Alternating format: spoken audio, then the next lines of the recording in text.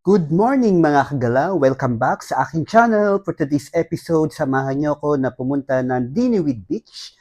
Lalo na sa mga nandito na sa Boracay and then hindi pa nakakapunta doon. So, samahan niyo ako at ituturo ko sa inyo kung paano nga ba makakapunta doon at kung ano yung mga makikita natin sa Diniwid Beach. So, ano pang hinihintay niyo mga kagala? Tara na at samahan niyo ako sa panibagong adventure natin dito sa Boracay! So, itong dinadaanan natin ay nasa gilid ng lake at ito nga ay makikita sa harapan ng D-Mall.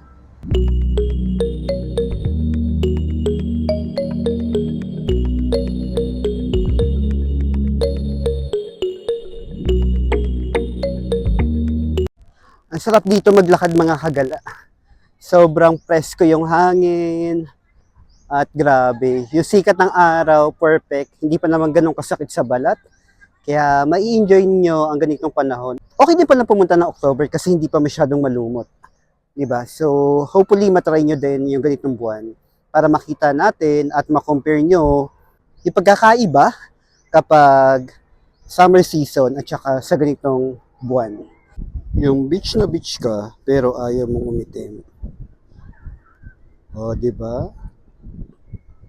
Magandang strategy mga kagala. Hello mga kagala, kung pupunta kayo ng Diniwid Beach, madadaanan nyo ang grotto. At kung ayaw nyo maglakad, pwede naman kayo sumakay. And then, magpababa lang kayo sa may grotto side dahil tabi lang ito ng kalsada. So, yan na yung grotto. At sa mga hindi pa nakasubscribe sa aking channel, please do subscribe at huwag kalimutan na mag-follow at mag-like sa aking mga social media accounts. So, anong pang hinihintay nyo mga kagala? Samahan nyo ako sa aking adventure dito sa Boracay!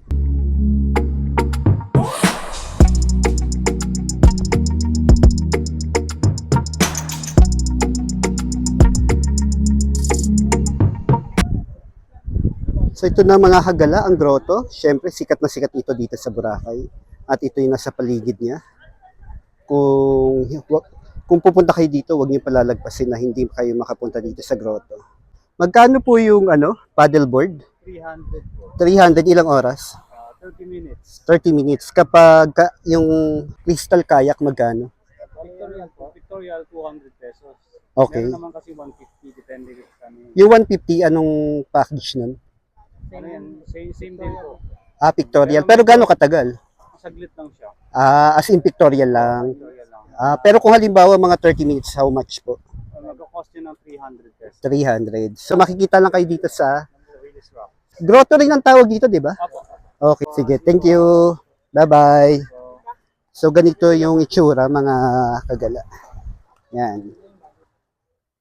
And then, ito yung paddleboard. Try nyo din. Magandang experience yung pagsakay sa mga ganyan. So ngayon mga kagala, nandito tayo sa taas ng grotto at yan yung view na makikita nyo. Sobrang ganda dito. Panalo. Yun yung kahabaan ng white sand.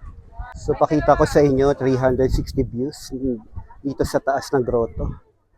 Yan.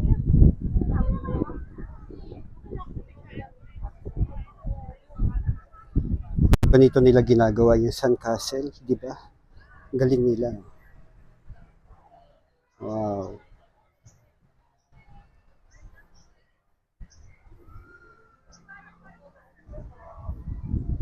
At ito ay located sa harap ng grotto.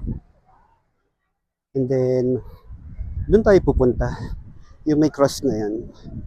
Sa may dulo, may mga puno na kulay green. Doon ang way papunta ng Diniwid Beach. So, doon yung grotto, mga kagala. At nasa kalagitnaan na tayo.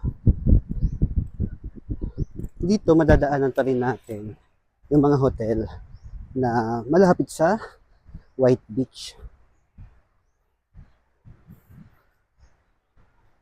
Yan o. Papansin nyo. After nyo mag-swimming, pwedeng mag-relax. Sarap magpahinga dyan o.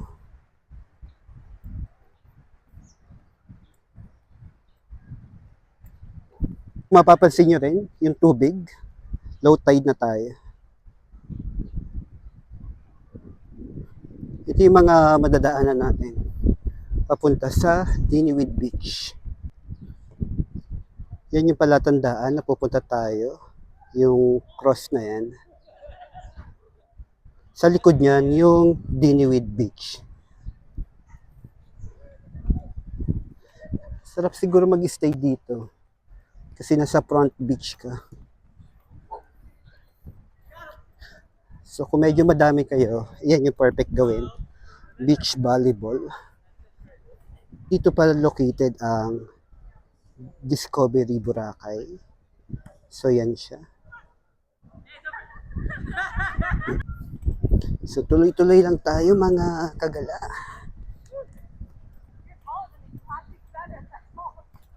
Nice, no? Yan. Okay. They are having fun. Yan, sarap magpa-picture. Very IG. Mula dyan sa may puno ng nyog, magpa-picture tayo. Tapos meron din magandang architecture na nandito. Meron din isang hotel located dito. So yan yung itsura ng hotel. Then tuloy-tuloy lang tayo. So may mga part na madadaanan natin ganito itsura. Mga bato-bato. Coral ba to? Then yung mga puno ng nyog, dati madami dito eh. Yan, mga puno ng nyog, pinutol na. Kasi possible mga ano sila. Sobrang tanda na kailangan ng palitan. The time ngayon ay 11:25 AM. Buti na lang at low tide at dire-diretso lang tayo nakakapunta dito. Kasi kung mataas ang tubig, for sure, baka abutin yung short natin. And then may isa pang area dito na gagawin. So yan. Saan tayo dadaan mga kagala? Sa gilid ng bundok ba tawag yan? Meron dyan daanan na sementado.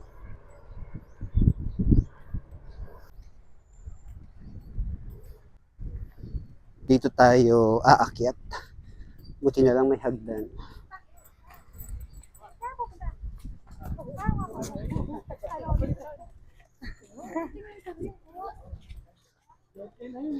Dito kasi dead end na. Dati dyan ako dumadaan. Pero right now, tuloy-tuloy lang tayo dito. It's like you're a celebrity.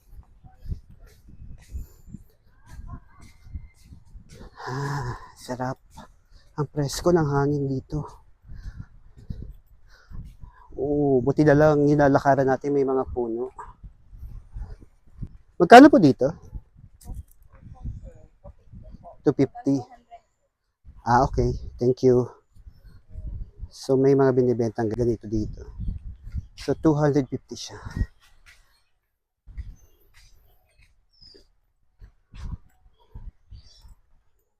So dito umabot natin yung mga negosyo.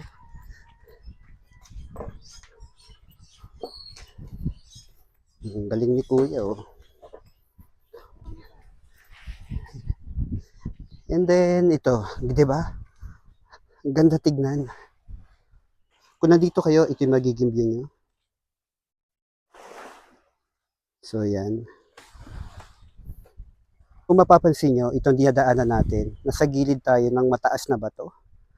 Yan. Buti na lang sementado dito. Yan, oh. Wow, ang ganda. Sarap magpa-picture. Hopefully, nagustuhan nyo yan.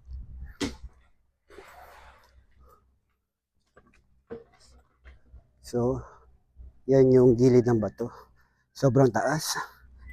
At mayroong mga maliliit na kuweba.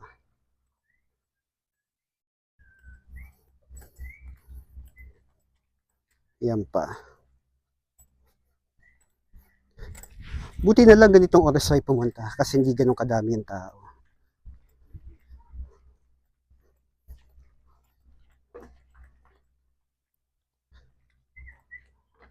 So mula dito, ito yung makikita nyo, ito yung matatanaw nyo. Yan yung kahabaan ng White Beach. At salamat at maganda ang panahon. Nakikita natin ng ganyan ng mas maayos, di ba?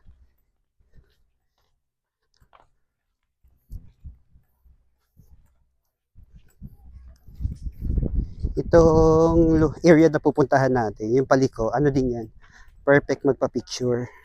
So madami nag-o-offer na local na kung pwede kanilang kuhaan. So yan.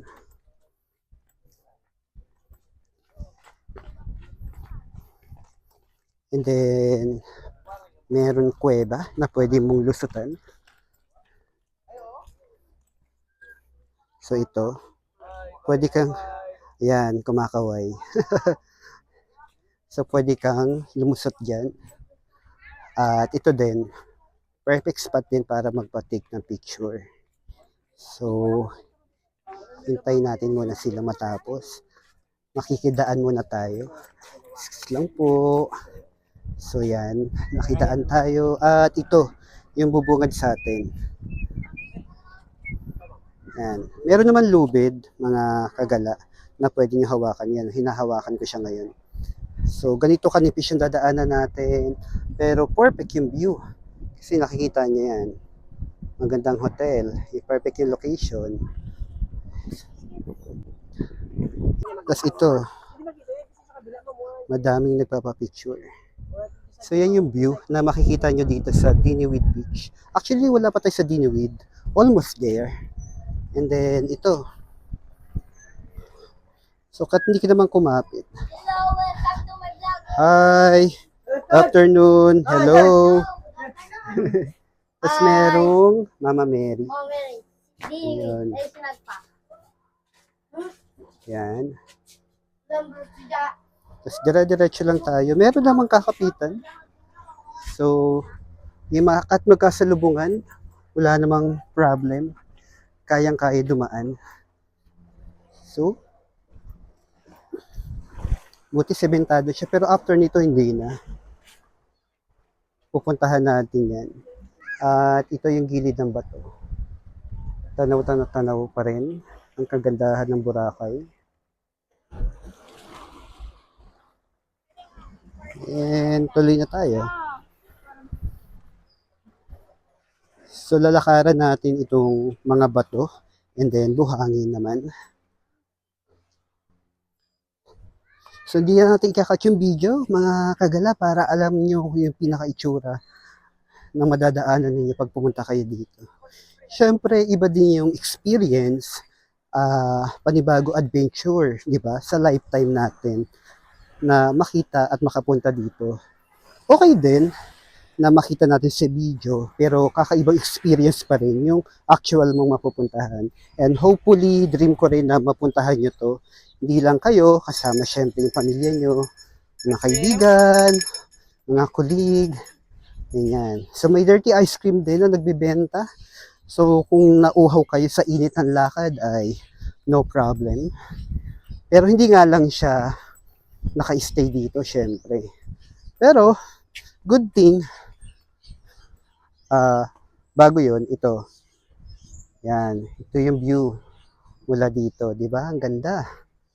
Meron naman buko na tinitinda dito. And then, mga Boracay activities. So, yan, Boracay activities. Kita rin. Magkano sa buko? So, ang buko ay 100. So, kung nauhaw kayo, perfect at may buko. And then, ito yung mga corals. May mga bangka na nagpapahinga rin. Mga bangka nagpapahinga, napagod. Yan. And then, ito, hindi ko na makita, yan. Nasisilaw kasi ko, pasensya naman mga kagala. Yan yung boat ng mga nag-water activities. Papunta ya sa iba pang location.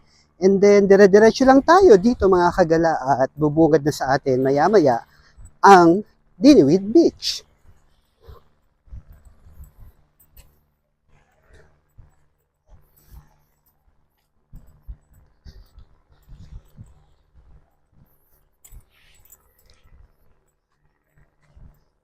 So, ito, buti sementado ulit dito. Yan. Mula dito matatanaw natin yung ibang part ng Boracay. So yan, lalaki no. Oh. Welcome, Diliwid Beach. O yan, dito tayo mga kagala.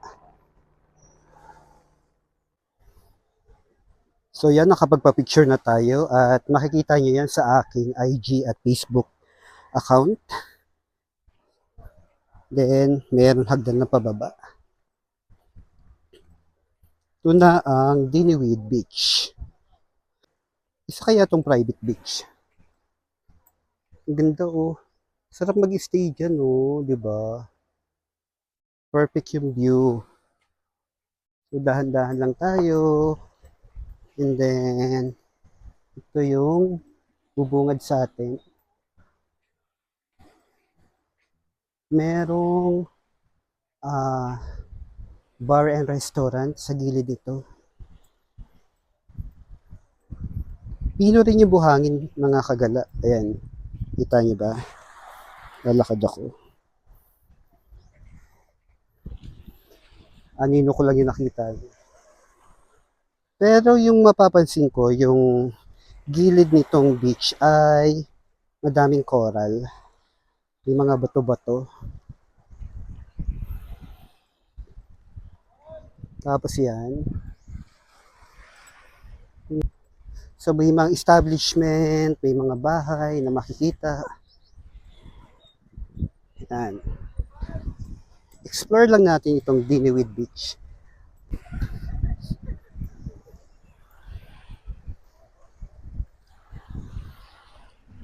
Try natin, makakapunta tayo doon kasi may nakita ko mga tao na galing doon.